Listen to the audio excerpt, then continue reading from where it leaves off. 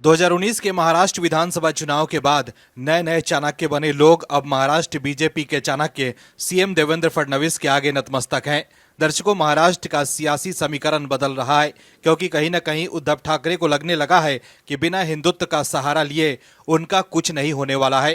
दर्शकों, समझने की जरूरत यह है कि शिवसेना यूबीटी के नेता ये चाहते हैं कि फिर से महाराष्ट्र में समीकरण पहले की तरह ही हो जाए, जहां उद्धव की पार्टी और बीजेपी साथ साथ थी, क्योंकि उद्धव ठाकरे फिर से महाराष्ट्र की सत्ता में लौटना चाहते हैं। उद्धव ठाकरे कोशिश तो खूब कर रहे हैं बीजेपी के करीब जाने की, लेकिन जिस फूल को उन्होंने झटक दिया था, अब परेशानी यह है कि उसे थामे कैसे। लेकिन जिस तरह से उद्धव हिंदुत्व के लिए मुखर हो रहे हैं, सावरकर पर राहुल गांधी को नसीहत दे रहे हैं, कहीं न कहीं उद्धव ये दिखाने की कोशिश कर रहे हैं कि वो फिर से बीजेपी के पास आना चाहते हैं। दर्शकों, अब फिर से उद्धव ठाकरे हो सकता है बीजेपी की तरफ चले जाएं, क्योंकि अब विपक्ष को भी इसकी भनक लग गई है। आखिर क्यों हम कह रहे हैं ऐसा, बताते हैं आपको इस रिपोर्ट में। दर्शकों, महाराष्ट्र में मुख्यमंत्री देवेंद्र फडणवीस और विपक्षी दल शिवसेना यूबीटी के प्रमुख उद्धव ठाकरे की मुलाकात सियासत की बड़ी खबर बन गई है। ऐसा लग रहा है कि उद्धव ठाकरे अब फिर से बीजेपी के साथ लौटना चाहते हैं। उद्धव ठाकरे जो ये कहते थे कि या तो फडणवीस या मैं, अब वो फडणवीस के आगे झुक गए हैं और अब उद्धव ठाकरे ये कोशिश कर रहे हैं कि बीजेपी कैसे भी उन्हें अपने साथ ले ले। इसलिए वो देवेंद्र फडणवीस के पास मिलने गए थे। साथ ही उन्होंने ये दिखाने की कोशिश की है कि अब वो बीजेपी से पंगा नहीं ले सकते हैं।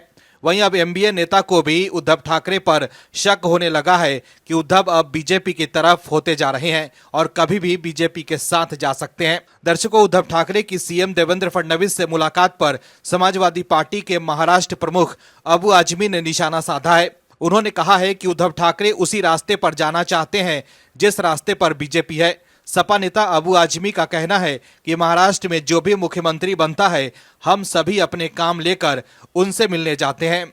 हमारी किसी से दुश्मनी नहीं है, लेकिन हम में विचारधाराओं का फर्क जरूर है। अगर उद्धव ठाकरे राजनीतिक कारणों से मुख्यमंत्री देवेंद्र फडणवीस से मिले हैं तो इसमें कोई दिक्कत नहीं है, ये अच्छी बात है।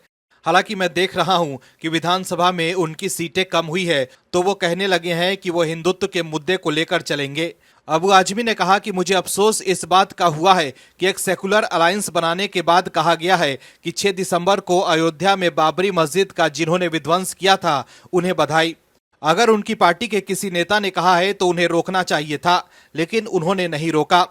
इससे साफ होता है कि शिवसेना फिर उसी रास्ते पर जाना चाहती है जिस रास्ते पर पहले थी और जिस रास्ते पर बीजेपी अभी भी है।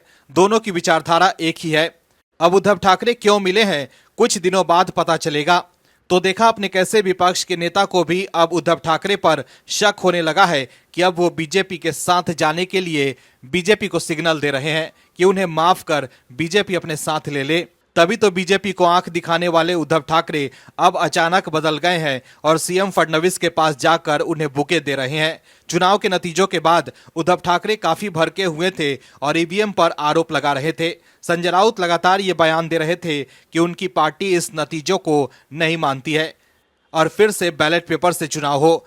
लेकिन अब उद्धव ठाकरे खुद सीएम फडणवीस के पास जाकर उन्हें बधाई दे रहे हैं और उनके आगे नतमस्तक हो रहे हैं। ऐसे में अब विपक्ष को लगने लगा है कि उद्धव ठाकरे कभी भी पलटी मार सकते हैं। वहीं उद्धव ठाकरे की सीएम फडणवीस से मुलाकात के बाद शरद पवार ने भी पीएम मोदी से मुलाकात की है। ऐसे में अब सवाल उठ रहा है कि क्या सीनियर पवार भी ये दिखाने की कोशिश कर रहे हैं कि मेरे रिश्ते भी बीजेपी के साथ ठीक है। कुल मिलाकर देखें तो उद्धव ठाकरे और शरद पवार अब समझ गए हैं कि राजनीति में टिके रहना है तो मोदी मोदी कहना है। Bureau report, OMH news. आप दर्शकों से विनम्र निवेदन है कि चैनल को सब्सक्राइब जरूर करें